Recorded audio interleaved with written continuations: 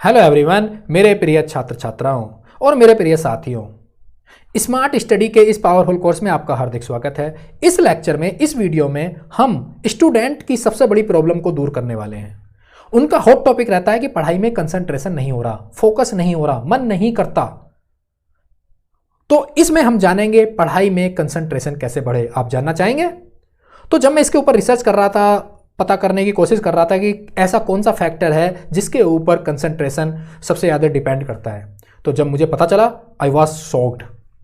मैं सरप्राइज हो गया। मुझे लगा कि मेडिटेशन होगा, कि अपने ध्यान पर कंट्रोल करो, अपने मन पर कंट्रोल करो, इस तरह की बातें आएंगी। बट कुछ उल्टा आया। अब क्या आया? वो सबसे मेन इंपॉर्टेंट जो जिसका रोल था वो आया फिजिकल एक्सरसाइज। जी हाँ, अब ये बड़ी अजीब सी बात लगेगी कि पढ़ाई में कंसंट्रेशन और फिजिकल एक्सरसाइज ये दोनों अलग अलग चीजें हैं। इन दोनों का क्या लिंक है कि फिजिकल एक्सरसाइज करेंगे तो कंसंट्रेशन बढ़ेगा पढ़ाई में? ऐसा कैसे हो सकता है? तो इसका लॉजिक मैं समझाता हूं। बेसिकली हमारे ब्रेन के अंदर, हमारे माइंड के अंदर एक प्रोटीन होता है, इसका नाम होता है BDNF, brain derived neurotrophic factor. अब ये जो प्रोटीन है, हमारे ब्रेन के अंदर नर्व सेल्स होती हैं, उन नर्व सेल्स को ग्रो करने में, नई नई ब्रेन सेल्स के बनने में, ग्रो करने में ये प्रोटीन मदद करता है। This protein is responsible for the growth of nerve cells. और ये जो नर्व सेल्स हैं, इन पे हमारी मेमोरी, लर्निंग सब कुछ डिपेंड करती है। ये वाकायदे साइंटिफिक रिसर्च में, साइंटिफिक एक्सपेरिमेंट्स में ये वाकायदे प्रूफ हो चुका है। ठीक है, अब इसको थोड़ा सा और अच्छे तरीके से समझते हैं। बेसिकली होता क्या है, एक्सरसाइज के साथ होता क्या है? जब हम एक्सरसाइज करते हैं तो ये जो BDNF है, जो ये प्रोटीन है, इसकी क्वांटिटी बढ़ जाती है, इसकी अमाउंट बढ़ जाता है ब्रेन के अंदर। ये वाकायदे, ये भी एक्सपेरिमेंट में प्रूफ हो चुका है। एक्सरसाइज से BDNF बनता है और BDNF रेस्पॉन्सिबल है नए नए ब्रेन सेल्स, नए नए न्यूरॉन कनेक्शंस के लिए। प्रोडक्शन ऑफ नई नई ब्रेन सेल्स बनती हैं, और जब नए नए ब्रेन सेल्स बनते हैं तो उनसे क्या होता है? हमारी लर्निंग इंप्रूव होती है। लर्निंग मतलब कंसंट्रेशन इंप्रूव होता है। जब लर्निंग इंप्रूव होगी तो कंसंट्रेशन अपने आप इंप्रूव हो जाता है। जब नई नई चीजें पता चलती है, माइंड को अच्छा लगता है, डोपामिन समझ में आता है, डिस्ट्रैक्शन मतलब लेजीनेस कम हो जाती है, डिस्ट्रैक्शंस कम हो जाते हैं। ठीक है, तो जब हमें नई नई ब्रेन सेल्स बनती हैं, लर्निंग होगी, तो हम मतलब हमारा कंसंट्रेशन अच्छा बन रहा है। तो ये लॉजिक है फिजिकल एक्सरसाइज के साथ।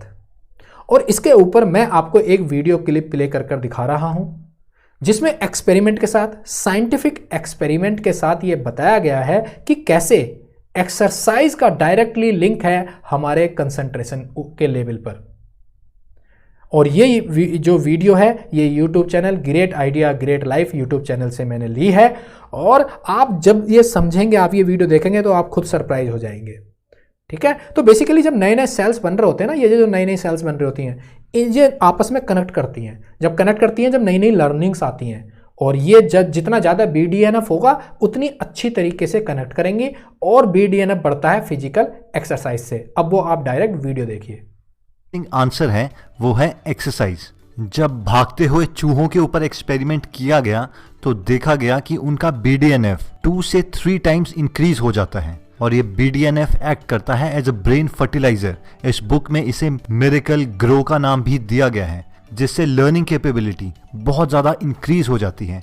और ये एंटी डिप्रेसेंट का भी काम करता है, और बहुत सारी मेडिसिन में ये BDNF ही होता है। ये सब स्टार्ट हुआ जब जॉन रैटी, इस बुक के ऑथर, ने बॉस्टन में स्टे किया। उस वक्त बॉस्टन में मैराथन चल रहा था, और कुछ लोग उस रनिंग में हिस्सा नहीं ले पा रहे थे अपनी इंजरीज के कारण।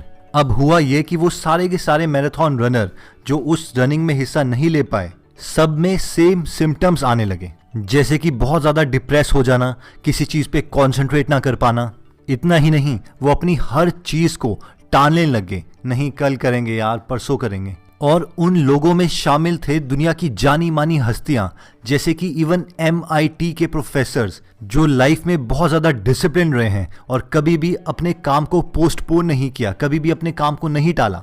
ये सब जॉन रैटी को बहुत अजीब सा लगा। क्या ये सारी चीज़ें एक्सरसाइज से कनेक्टेड तो नहीं? फिर क्या था, उन्होंने एक्सपेरिमेंट्स की लाइन लगा दी। जैसे कि कॉलेज और स्कूल स्टूडेंट्स को 2 ग्रुप में डिवाइड किया गया।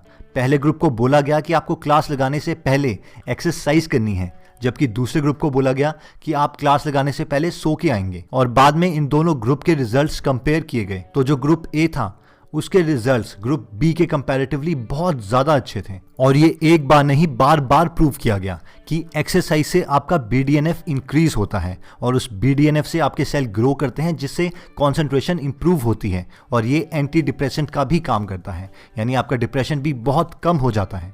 अब सवाल ये आता है कि हमें कौन सी एक्सरसाइज करनी है और कब करनी है। 20 से 30 मिनट की एक्सरसाइज जैसे कि भागना, स्विमिंग करना या फिर साइकिलिंग, जिसे करना थोड़ा सा मुश्किल हो और आपका heart rate normal heart rate से थोड़ा इंक्रीज हो जाए। और ये एक्सरसाइजेस आपके स्टडी टाइम से जस्ट पहले होनी चाहिए, यानी एक्सरसाइज और स्टडी के बीच में ज़्यादा गैप नहीं होना चाहिए। आपने वीडियो देख ली, तो इसीलिए ही हमें अपने 24 आवर्स के रूटीन में एक्सरसाइज का थोड़ा बहुत आधा घंटा, 40 मिनट, 50 मिनट जरूर टाइम हमें रखना चाहिए एक्सरसाइज के लिए। और अब आपको तो पता चल गया है कि कंसंट्रेशन, बेसिकली हमारा मूड अच्छा हो जाता है। जब एक्सरसाइज करते हैं डोपामिन निकलता है, BDNF निकलता है, नए नए ब्रेन सेल्स निकलती हैं, तो हमारा मूड ओवरऑल अच्छा होता है। जब ओवरऑल मूड अच्छा होगा, कंसंट्रेशन अपने आप बन जाता है। कई बार आप भी मैंने तो फील किया हुआ है और आपने भी फील करा होगा कि हम पूरे दिन भर की पढ़ाई करते हैं और थक जाते हैं। हमें लगता है कि अब थक गया, अब शाम को पढ़ाई नहीं होगी।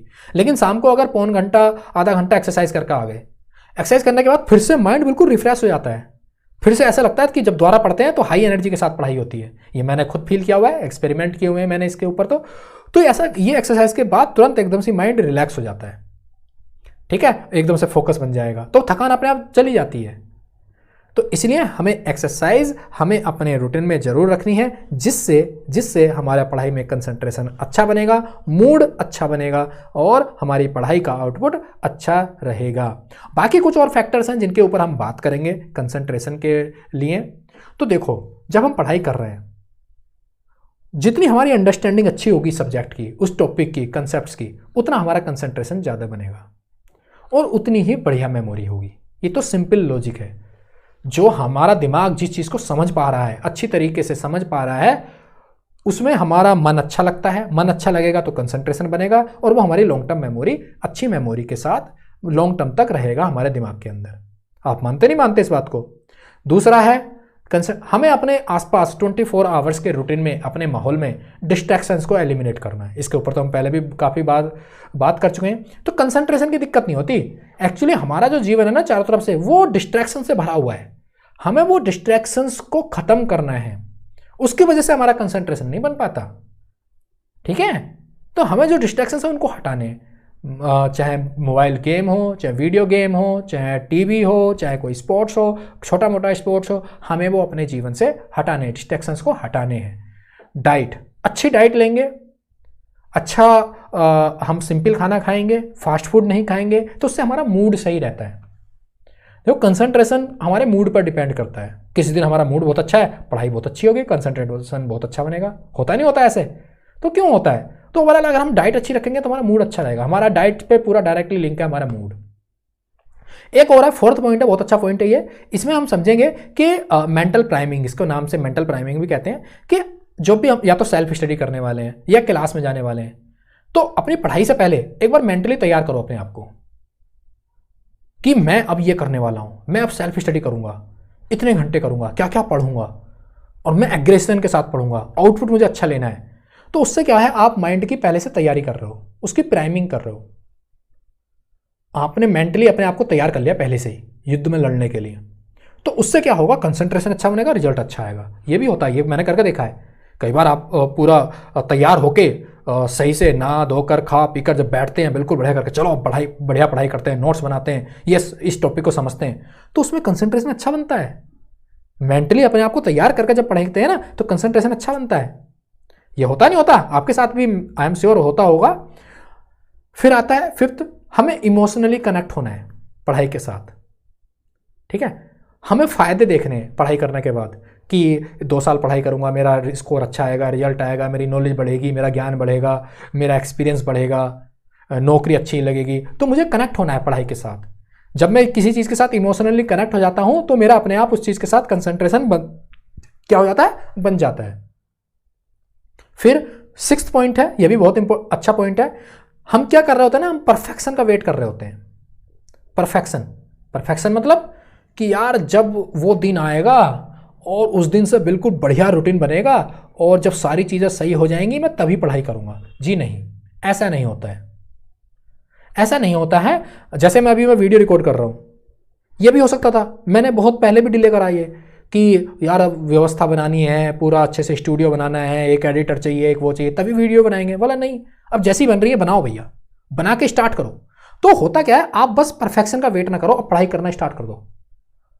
Don't wait for the perfection कि दिन अच्छा होगा, मौसम अच्छा होगा।